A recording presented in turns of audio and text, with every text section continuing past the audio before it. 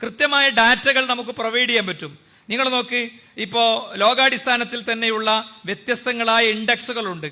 ഈ ഇൻഡെക്സുകളൊക്കെ എടുത്ത് പരിശോധിച്ച് കഴിഞ്ഞാൽ രാജ്യം കുത്തനെ താഴോട്ട് വരുന്നത് നമുക്ക് കൃത്യമായി കാണാൻ പറ്റും. ഗ്ലോബൽ ഡെമോക്രസി ഇൻഡെക്സ് 2023 കണക്ക് പ്രകാരം 108ാമത്തെ സ്ഥാനത്തേക്ക് ഇന്ത്യ വീഴുന്നത് നാം കാണുകയാണ്. 108ാമത്തെ സ്ഥാനത്തേക്ക് ഇന്ത്യ വീഴുന്നത് നമ്മൾ കാണുകയാണ്. അപ്പൊ ഇവിടുത്തെ സ്വാതന്ത്ര്യവും ഇവിടുത്തെ ആവിഷ്കാര സ്വാതന്ത്ര്യവും അനുബന്ധങ്ങളൊക്കെ ലോക്കായിക്കൊണ്ടിരിക്കുന്നു.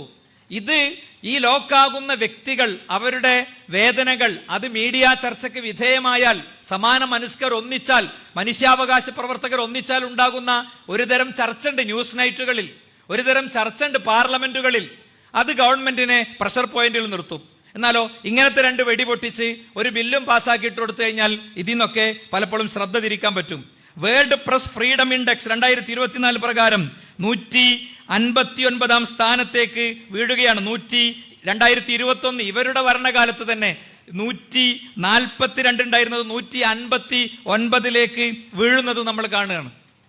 159ലേക്ക് വീഴുന്നത് നമ്മൾ കാണുകയാണ്. അപ്പോ എന്താണ്? ഇവിടെ പ്രസിന്റെ സ്വാതന്ത്ര്യമില്ല.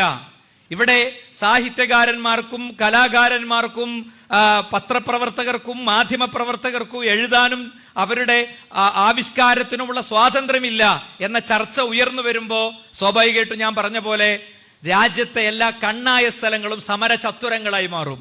യൂണിവേഴ്സിറ്റികൾ സമരചത്തുരങ്ങളായി മാറും. മീഡിയ അത് ശ്രദ്ധിച്ച ഇന്ത്യയിലെ കുറച്ച് ദിനങ്ങളുണ്ട്. NRC CA സമര കാലഘട്ടം നമ്മൾ കണ്ടതാണ്. അന്നത്തെ തെരുവ് പോലെ ഇന്ത്യയുടെ full day, night and days അങ്ങനായി മാറുന്ന ഒരു പ്രശ്നത്തെ അഭിസംബോധന ചെയ്യണമെങ്കിൽ മുത്തലാഖ് ഇടക്ക് കൊണ്ടുവരും, ഇടയ്ക്ക് NRC കൊണ്ടുവരും, ഇടയ്ക്ക് CA കൊണ്ടുവരും. ഇങ്ങനെയുള്ള വ്യത്യസ്ത ബില്ലുകൾ കൊണ്ടുവന്ന് ഇത് മാനേജ് ചെയ്യുന്ന ഒരു അവസ്ഥയാണ് പലപ്പോഴും ഉണ്ടാകാറുള്ളത്. ഗ്ലോബൽ ഹണ്ടർ ഇൻഡെക്സ് എടുത്താൽ 2023 പ്രകാരം 111ൽ നിന്ന് 125ലേക്ക് കൂപ്പുകുത്തി.